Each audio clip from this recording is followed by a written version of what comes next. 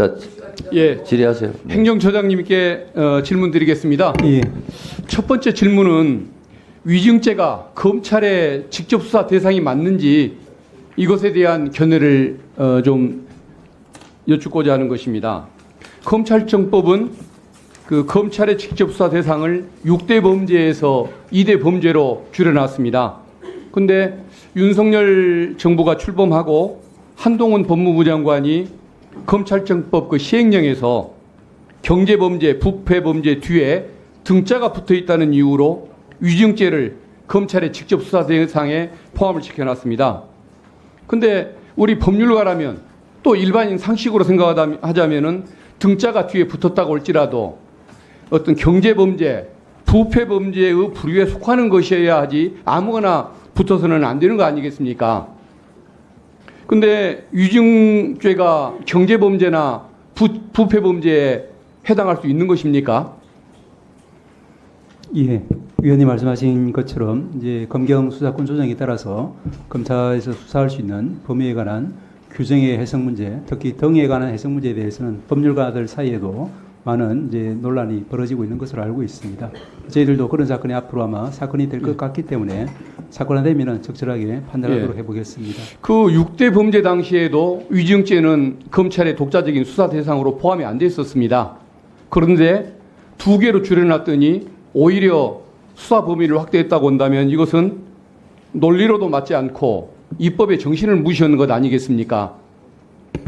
어떠십니까? 생각하시는 바? 예, 말씀드린 바와 같이 아마도 이제 그것이 이제 규정된 이제 그 열거된 범죄 만으로 한정하지 않고 등이라고 하는 그 의미를 붙인 취지가 무엇인지 이런 바 저희들이 말하는 이제 그 직접성이나 관련성이나 이런 이제 법리 또 그것이 이제 의미하는 바가 무엇인지 등에 관해서 여러 가지 해석적인 지금 논란이 벌어지고 있는 것으로 알고 있습니다.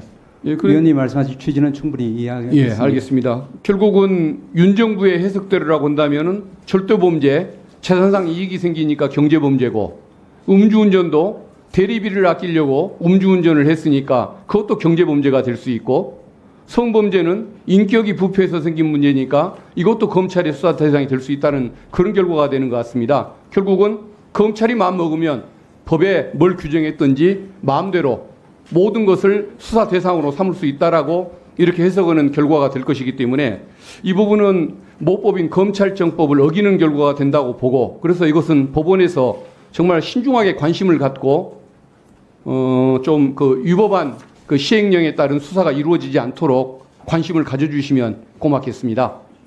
예, 저희들이 그걸 판단하게 되면은 입법의 취지 등을 잘 살펴서 판단하게 될 것으로 저는 믿습니다. 예, 믿겠습니다.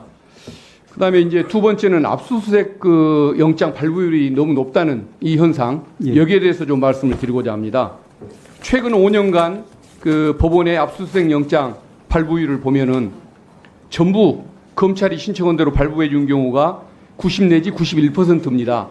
그리고 일부 기각하고 일부 발부해 준 경우가 약 8%입니다. 결국은 거의 99% 수준 발부를 해 준 것이고 완전하게 기각한 것은 1%밖에 되지 않습니다.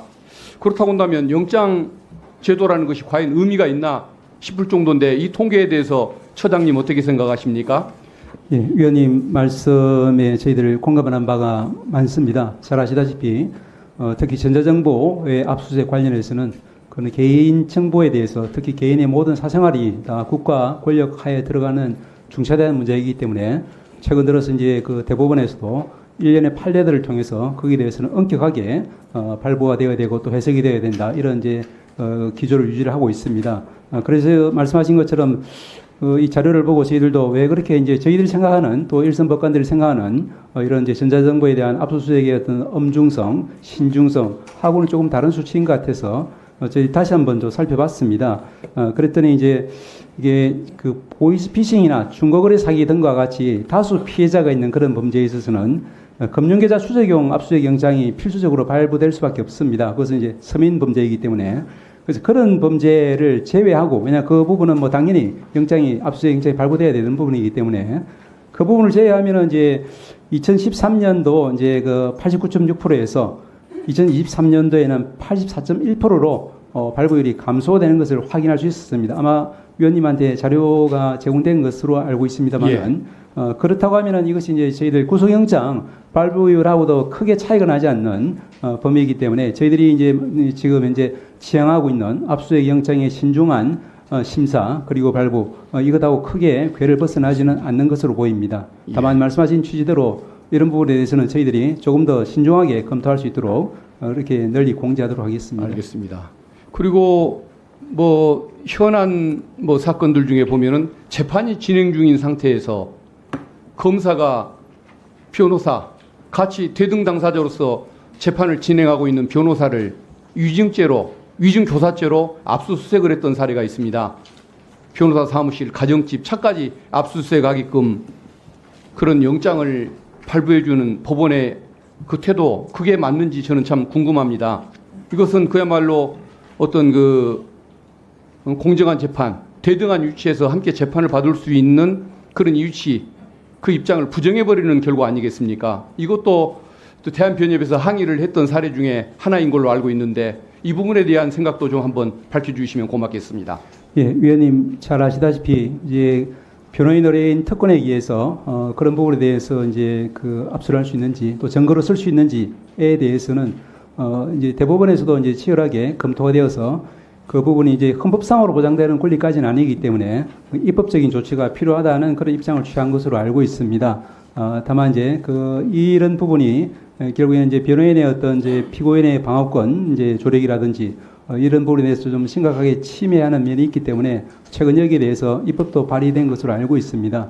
입법 발의와 관련해서 저희들 의견을 드릴 때 저희들도 신중하게 검토를 해서 의견을 드리도록 하겠습니다. 1분만 더 주시면 감사하겠습니다. 네, 그러세요. 그 사전심사제